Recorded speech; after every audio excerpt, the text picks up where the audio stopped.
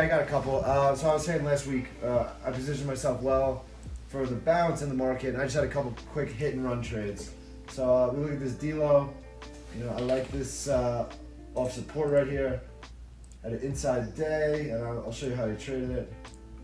So I bought the inside day, and then I just kind of sold to the pop. It was like, I'm only getting 2 or 3 to 1 risk reward on these winners, but I need high percentage trades when the market's back and forth like we've seen. So I bought that doji day, bought the inside day, and just kind of sold to the pop the last 2 days, and then I did the same thing in this globe GLBE.